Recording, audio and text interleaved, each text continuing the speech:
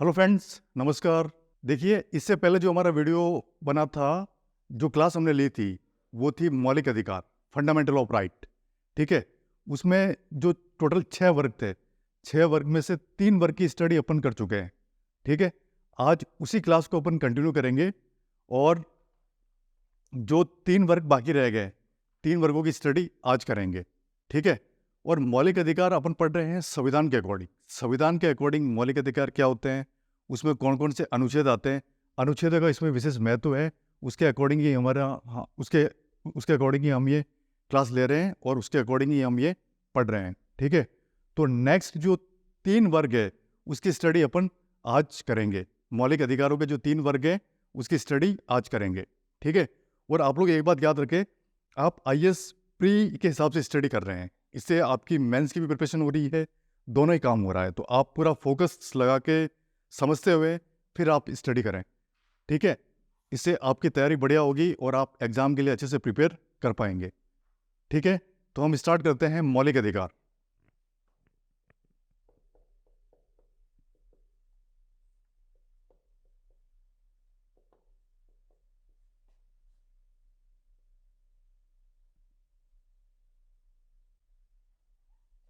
Fundamental rights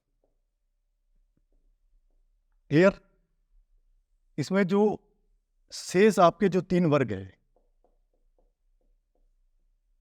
शेष 3 वर्ग, उसकी स्टडी अपन करेंगे। क्लियर? तो इसमें जो आगे आपका जो चौथा मौलिक अधिकार है वो है आपका धार्मिक स्वतंत्रता का अधिकार। जो चौथा मौलिक अधिकार है वो है धार्मिक स्वतंत्रता का अधिकार।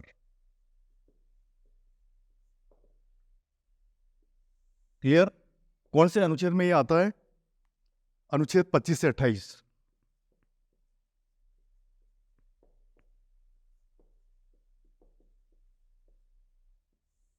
ठीक है? देखिए, ये धार्मिक स्वतंत्रता का अधिकार, ये आपका मौलिक अधिकार है। ये आता है 25 से 28 अनुच्छेद के बीच में। अब अपन एक एक अनुच्छेद के बारे में पढ़ेंगे। ठीक है? डिटेल कि अनुच्छेद 25 में क्या है, अनुच्छेद 26 में क्या है, अनुच्छेद 27 में क्या है, अनुच्छेद 28 में क्या मैटर है, वो मैटर आपके लिए इंपॉर्टेंट है। ठीक है? मतलब हर वर्ग में जो अनुच्छेद है, अनुच्छेद में जो मैटर है वो आपके लिए यहाँ इंपॉर्टेंट है। तो सबसे पहला है आपका अनुच्छेद 25।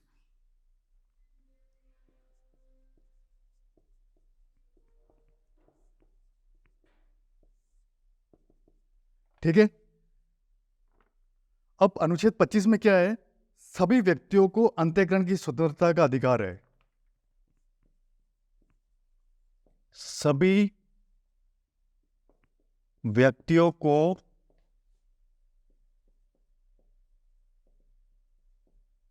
अंतःकरण की स्वतंत्रता का अधिकार है। ठीक है? तथा बिना रोक टोक के धर्म में तथा बिना रोक टोक के धर्म में विश्वास रखने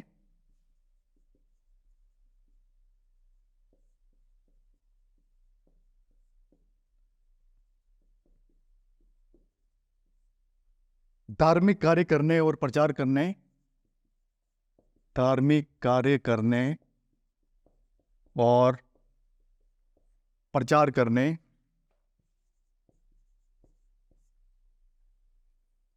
का अधिकार है।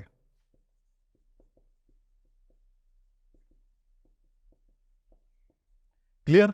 देखिए, अब जो आपका आर्टिकल 25 है उसमें क्या बताया गया है? आर्टिकल 25 में क्या है कि सभी व्यक्तियों को अंतःकरण की स्वतंत्रता का अधिकार है।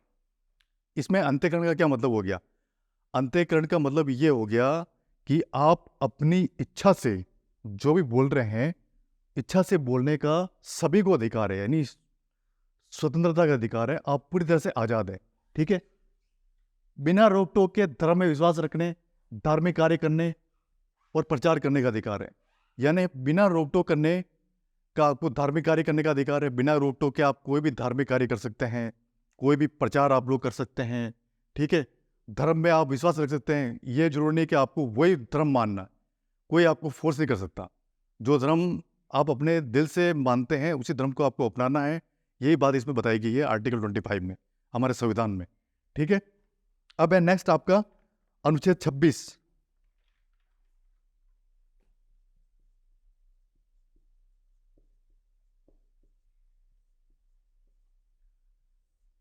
देखो अनुच्छेद 26 में क्या बताया गया है।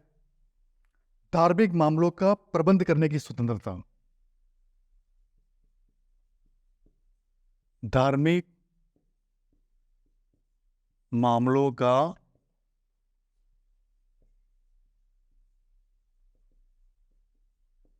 प्रबंध करने की स्वतंत्रता। देखिए आर्टिकल 26 में क्या बताया गया है। जो आपके धार्मिक मामले हैं, जो आपके रीजनल मैटर है, उसको प्रबंध करने की स्वतंत्रता, यानी उसको मैनेज कैसे करें उसकी स्वतंत्रता, ठीक है। यानी धार्मिक मामलों को कैसे आप मैनेज करें उसकी स्वतंत्रता का अधिकार आपको आर्टिकल 25 में दिया, 26 में दिया गया, सॉरी, आर्टिकल 26 में ये अधिकार आपको दिया गया है, ठीक है। नेक्स्ट है आपका आर्टिकल 27। आर्टिकल 27 में क्या बताया गया है, यानी अनुच्छेद 27, ठीक है। देखो इसमें क्या बताया गया है। धार्मिक आधार पर किसी व्यक्ति को कर देने के लिए, धार्मिक आधार पर किसी व्यक्ति को कर देने के लिए बाध्य नहीं किया जा सकता,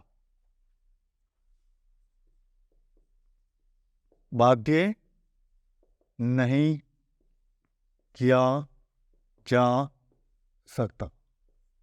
देखो आर्टिकल 27 में क्या बताया गया है कि धार्मिक आधार पर किसी भी व्यक्ति को कर देने के लिए बाध्य नहीं किया जा सकता। यानी कोई भी आप धार्मिक काम कर रहे हैं, जैसे आपने ये डिसाइड कर लिया कि हम कोई धार्मिक काम कर रहे हैं, उसके लिए कोई चंदा लोग जो इकट्ठा करने आते हैं, या उसके लिए जो टैक्स आपको देने की व्यवस्था है, वो टैक्स देने के लिए आपको कोई भी फोर्स नहीं कर सकता। ये आर्टिकल आपके 27 में बताया गया है, ठीक है। नेक्स्ट है आपका आर्टिकल 28। बहुत इंटरेस्टिंग है, आप पूरा मन लगा के फोकस करके फिर आप स्टडी करें। आर्टिकल 28, इसमें क्या बताया गया है। सरकार द्वारा संचालित शिक्षण संस्थाओं में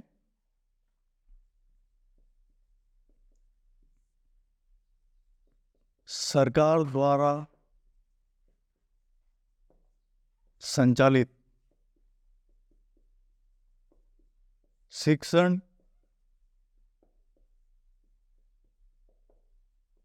संस्थाओं में धार्मिक शिक्षा नहीं दी जाएगी।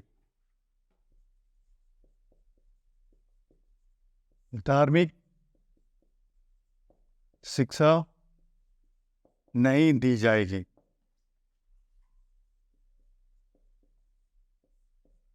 ठीक है। देखिए आर्टिकल 28 में क्या बताया गया है।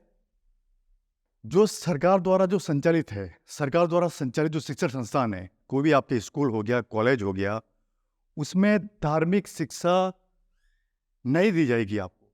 जैसे कोई भी रामायण का पाठ है या गीता का पाठ है, वो आपको वहाँ नहीं पढ़ाया जाएगा। कोई भी धार्मिक शिक्षा आपको शिक्षण संस्थानों में नहीं दी जाएगी।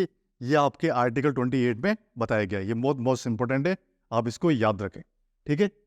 देखिए आपका 5वां मौलिक अधिकार क्या है। संस्कृति व शिक्षा संबंधी अधिकार।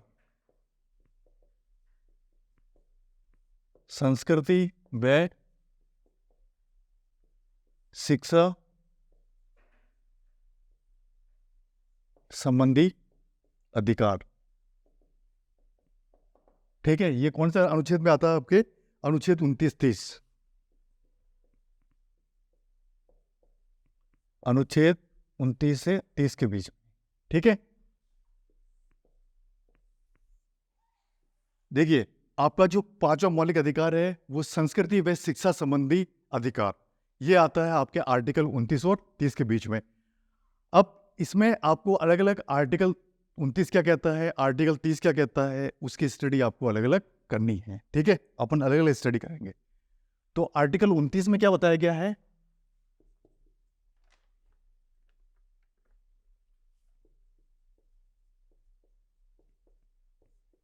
अनुच्छेद 29। ठीक है, इसमें क्या बताया गया है, भारत के किसी भी भाग में रहने वाले नागरिकों के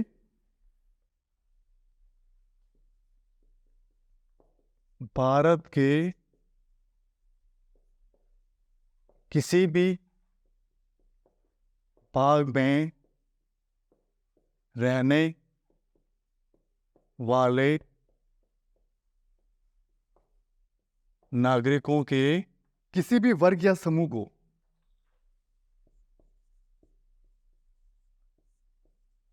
किसी भी वर्ग या समूह को जिसकी अपनी भाषा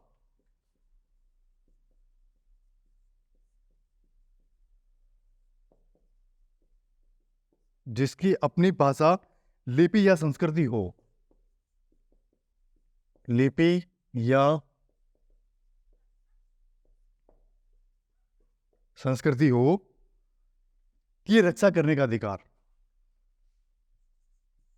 की रक्षा करने का अधिकार।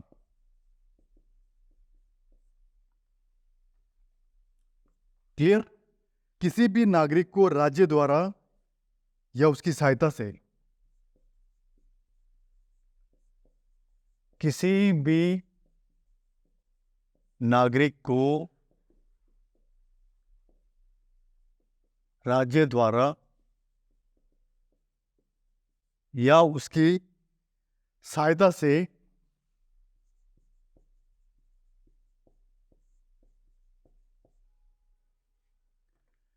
चलने वाले शिक्षण संस्थान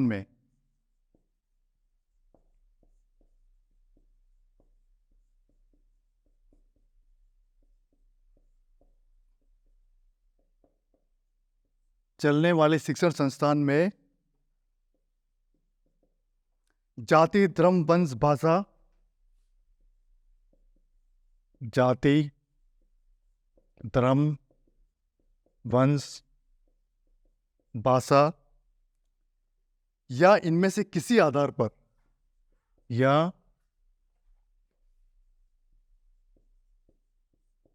इनमें से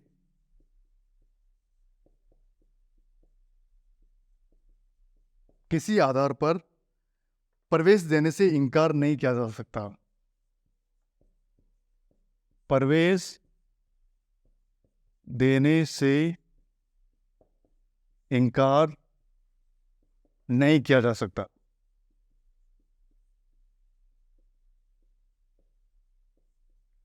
क्लियर, देखिए आर्टिकल 29 आपके बहुत लंबा है, इसमें थोड़ा डिस्क्राइब करके आपको बताया गया है। ठीक है, तो आर्टिकल 29 में आपको क्या बताया गया है कि भारत के किसी भी भाग में रहने वाले नागरिकों के किसी भी वर्ग या समूह को जिसकी अपनी भाषा लिपि या संस्कृति हो की रक्षा करने का अधिकार है। यानी भारत के किसी भी कोने में जो नागरिक रहता है उसकी जो अपनी स्वयं की भाषा है या जो लिपि है उसको रक्षा करने का उसको पूरा अधिकार होगा। ठीक है, ये बात आर्टिकल 29 में बताई गई है।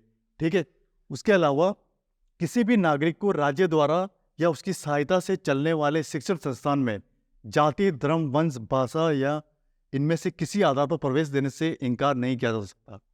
देखो, किसी भी नागरिक को जो शिक्षण संस्थान चलते हैं उसमें जाति धर्म उसके आधार पर किसी प्रकार का उसके साथ भेदभाव नहीं किया जा सकता, यानी उसको प्रवेश देने से आप रोक नहीं सकते। ये आर्टिकल 29 में बताया गया है।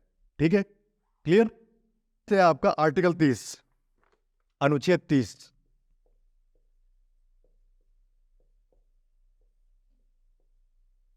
देखो, संविधान के अकॉर्डिंग अनुच्छेद 30 में क्या व्यवस्था है जो हमारा पांचवा वर्ग है ना मौलिक अधिकार का, उसमें अनुच्छेद 30 में क्या बताया गया है कि सभी अल्पसंख्यकों को अपनी इच्छा अनुसार, सभी अल्पसंख्यकों को अपनी इच्छा अनुसार शिक्षण संस्थाओं की स्थापना,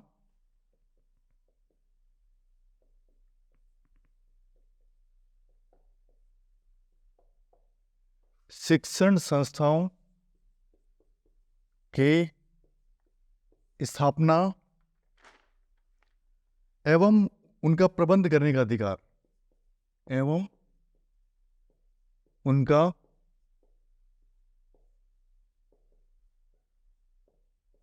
प्रबंध करने का अधिकार। क्लियर? देखिए आर्टिकल 30 में आपको क्या बताया गया है, संविधान के अकॉर्डिंग जो मौलिक अधिकार है ना, मौलिक अधिकारों में हम जो पांचों वर्ग पढ़ रहे हैं उसमें जो आर्टिकल 30 है उसमें आपको क्या बताया गया है कि सभी अल्पसंख्यकों को, देखिए अल्पसंख्यक का एक वर्ड आया है, अल्पसंख्यक किसे कहते हैं, जिसमें मुस्लिम लोग आते हैं, मुस्लिम लोग आते हैं वो अल्पसंख्यक में आते हैं, मुस्लिम है, ईसाई है, ये सारे अल्पसंख्यक में आते हैं। अपने इच्छा अनुसार शिक्षण संस्थाओं की स्थापना एवं उनका प्रबंध करने का अधिकार, सभी अल्पसंख्यकों को अपनी इच्छा अनुसार कोई भी शिक्षण संस्थान वो खोल सकते हैं, चाहे वो स्कूल है या कॉलेज है, फिर उसमें जो मैनेजमेंट कैसे करते हैं उनका भी अधिकार उनको पूर्ण रूप से है, ये आर्टिकल 30 में बताया गया है। ठीक है, क्लियर? अब इसमें एक छोटा सा नोट है बीच में जो बहुत इंपॉर्टेंट है, उसको आप लोग समझ लें। वो क्या है? संपत्ति का अधिकार, अनुच्छेद 31।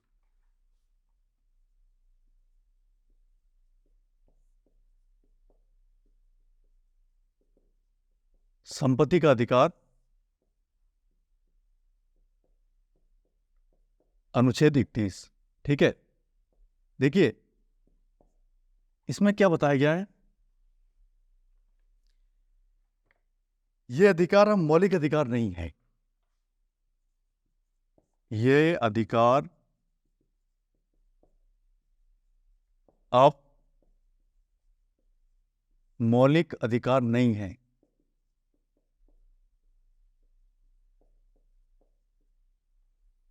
क्लियर? पर संवैधानिक अधिकार है, पर संवैधानिक अधिकार है।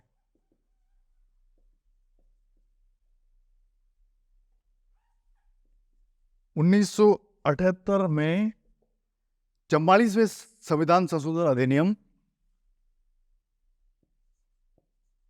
44वें संविधान संशोधन अधिनियम द्वारा मौलिक अधिकारों में, द्वारा मौलिक अधिकारों में इसका निरसन कर दिया गया है, इसका निरसन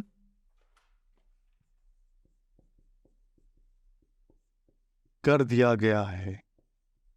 देखिए ये जो बीच में एक टॉपिक है छोटा सा, वो है संपत्ति का अधिकार, और ये हमारे संविधान में अनुच्छेद 31 के अंदर आता है। ठीक है, तो ये अब मौलिक अधिकार नहीं है, लेकिन ये संवैधानिक अधिकार है। ठीक है, और जो 44वां 1978 में जो 44वां संविधान संशोधन अधिनियम हुआ था, उसमें मौलिक अधिकारों में इसका निरसन कर दिया गया है। जो 44वां संविधान संशोधन हुआ था ना, उसमें मौलिक अधिकार में इसको हटा दिया गया है, संपत्ति के अधिकार को, इसलिए संपत्ति का अधिकार अब मौलिक अधिकार नहीं है। ठीक है, क्लियर?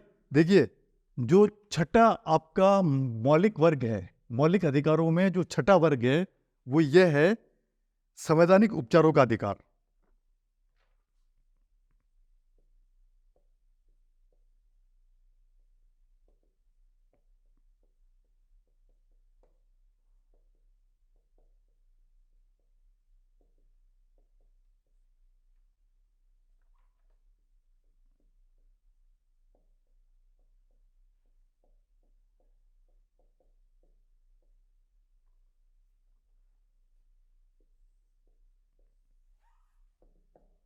देखिए, जो छठा वर्ग है, छठा मौलिक अधिकार आपके कह सकते हैं, वो है संवैधानिक उपचारों का अधिकार।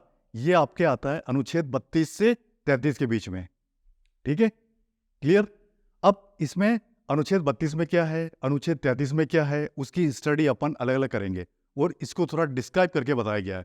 डिस्क्राइब करके अपन पढ़ेंगे मौलिक अधिकारों को, तो वो हमें अच्छी तरह से समझ में आएगा। तो अब है आपका, इसमें थोड़ा सा मैं आपको बता देता हूं इस संवैधानिक उपचारों के अधिकार के बारे में। उसके बाद में अपन अनुच्छेद 32 और अनुच्छेद 33 की स्टडी करेंगे। ठीक है, तो इसमें क्या बताया गया, डॉक्टर भीमराव अंबेडकर ने इसे संविधान की आत्मा कहा है। डॉक्टर भीमराव अंबेडकर ने इसे संविधान की आत्मा कहा है। क्लियर। क्योंकि संवैधानिक उपचारों का अधिकार, क्योंकि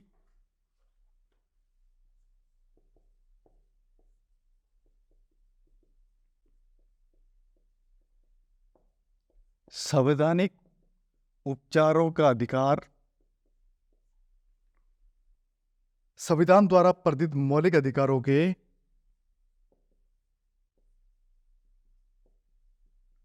संविधान द्वारा प्रदत्त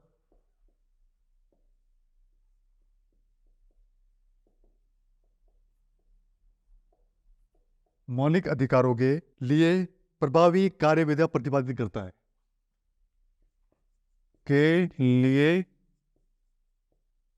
प्रभावी कार्यविधियां प्रतिपादित करता है। क्लियर। देखिए, संवैधानिक उपचारों का अधिकार, इसकी जो छोटी सी डेफिनेशन इसमें मैं बता रहा हूं आपको, ताकि उसका आपको नॉलेज रहे कि संवैधानिक उपचारों के अधिकार में हमें क्या बताया गया है। उसके बाद में अपन आर्टिकल की स्टडी करेंगे। ठीक है, तो इसमें क्या कहा गया है, जो डॉक्टर भीमराव अंबेडकर थे संविधान के निर्माता, उन्होंने इसे संविधान की आत्मा कहा है। ठीक है, क्यों कहा है, क्योंकि संवैधानिक उपचारों का अधिकार संविधान द्वारा प्रदत्त मौलिक अधिकारों के लिए प्रभावी कार्यविधियां प्रतिपादित करता है। संविधान द्वारा प्रदत्त मौलिक अधिकारों के लिए कार्यविधियां प्रतिपादित करता है, यानी कार्यविधियों का उत्पादन करता है, कार्यविधियां वहां जोड़ता है। ठीक है, क्लियर। नेक्स्ट अपन आगे देखते हैं, जो राइट है मौलिक अधिकार, उसमें जो आपका आर्टिकल है वो आर्टिकल है अनुच्छेद 32।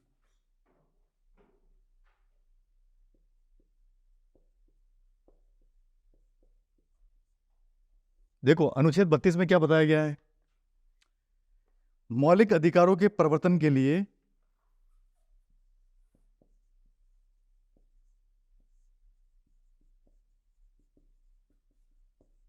मौलिक अधिकारों के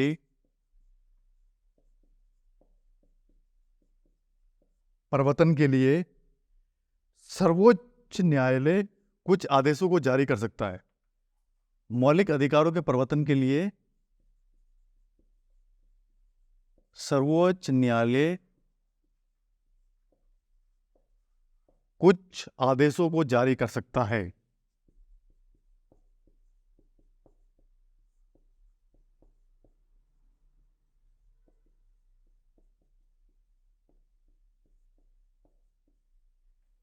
यथा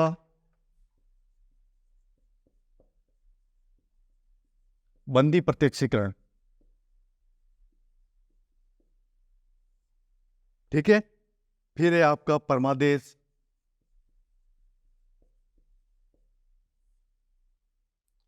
उत्प्रेषण,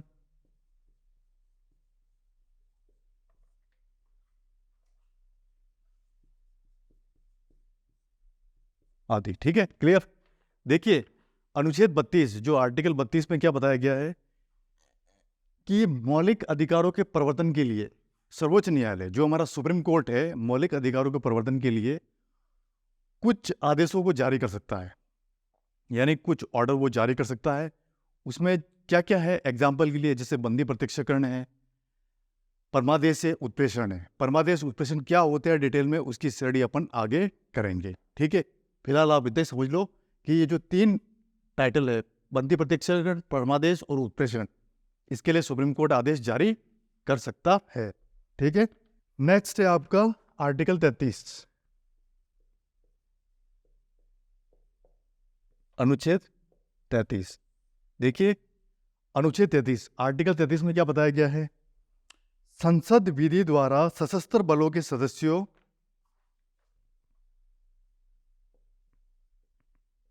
संसद विधि द्वारा सशस्त्र बलों के सदस्यों, लोक व्यवस्था बनाए रखने वाले बलों के सदस्यों,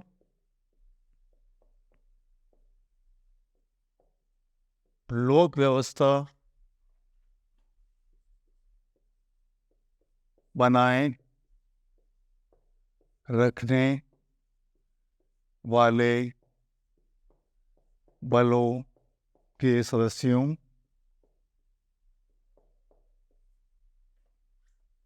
तथा कुछ अन्य व्यक्तियों के इन अधिकारों को तथा कुछ अन्य व्यक्तियों के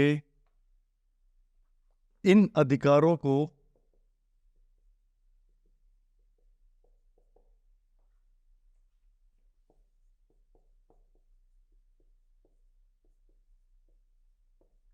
लागू करने, अधिकारों को लागू होने के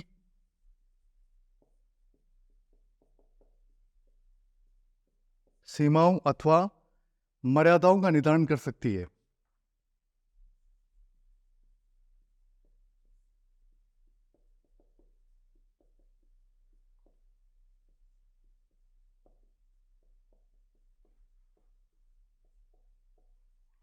क्लियर?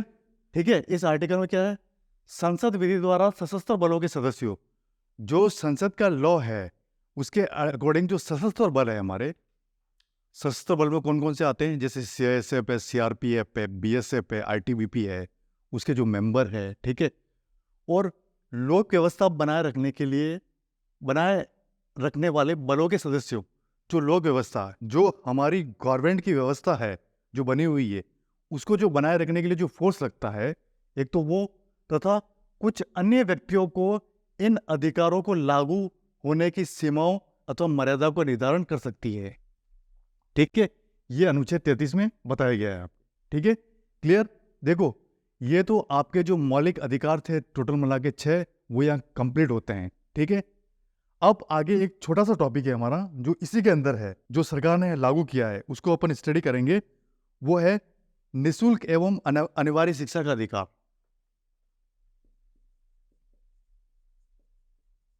निःशुल्क एवं अनिवार्य शिक्षा का अधिकार।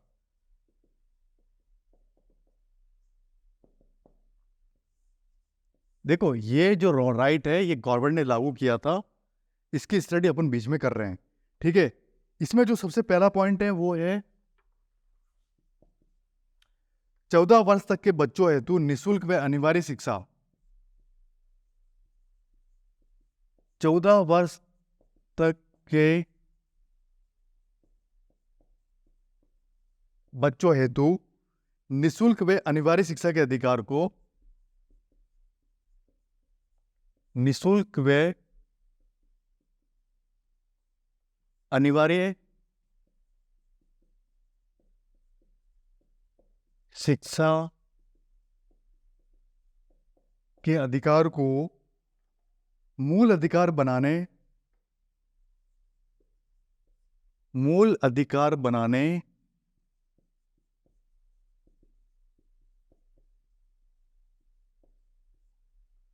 तथा इन बच्चों को शिक्षा के अवसर तथा इन बच्चों को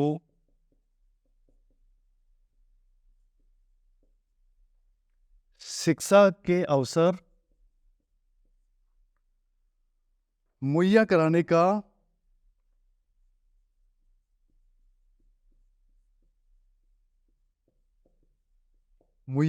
का माता पिता अभिभावक का मूल कर्तव्य बनाने हेतु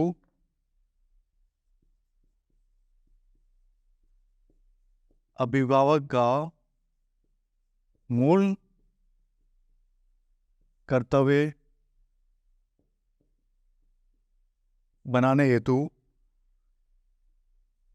86वां संविधान संशोधन अधिनियम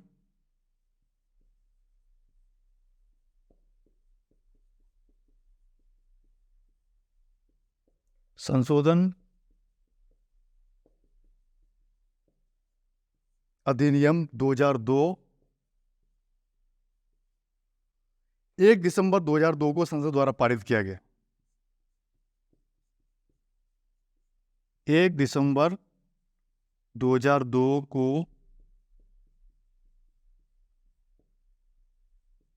संसद द्वारा पारित किया गया। ठीक है, क्लियर। देखो, ये निःशुल्क एवं अनिवार्य शिक्षा का जो अधिकार है, बीच में अपन पढ़ रहे हैं, छोटा सा एक टॉपिक है। इसमें क्या बताया गया है? इसमें जो सबसे पहला पॉइंट है वो है 14 वर्ष तक के बच्चों हेतु निःशुल्क व अनिवार्य शिक्षा के अधिकार को मूल अधिकार बनाए जा। सबसे पहली बात तो ये, यानी 14 वर्ष तक के जो बच्चे हैं उनके लिए निःशुल्क व अनिवार्य शिक्षा के अधिकार को मूल अधिकार बनाया जाए तथा इन बच्चों को शिक्षा के अवसर मुहैया कराने का माता पिता और अभिभावक का मूल कर्तव्य बनाने हेतु 86वां संविधान संशोधन अधिनियम 2002 1 दिसंबर 2002 को संसद द्वारा पारित किया गया। देखो, ये लॉ बनाने के लिए संसद ने 1 दिसंबर 2002 को संसद में ये लॉ पारित कर दिया गया कि आप ये काम करेंगे जो ये आता है इसके अंदर। ठीक है, क्लियर। नेक्स्ट आगे अपन देखते हैं। आगे जो देखिए आपका सेकंड पॉइंट है वो इसी के अंदर क्या है? निःशुल्क व अनिवार्य शिक्षा का अधिकार अधिनियम, निःशुल्क व अनिवार्य शिक्षा का अधिकार अधिनियम आरटीई, राइट टू एजुकेशन। ठीक है, 2009 संपूर्ण देश में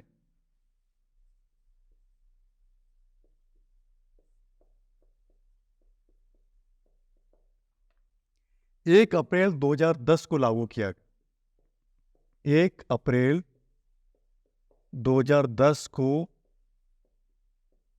लागू किया गया। ठीक है, क्लियर। देखिए इसी में आगे क्या बताया गया है?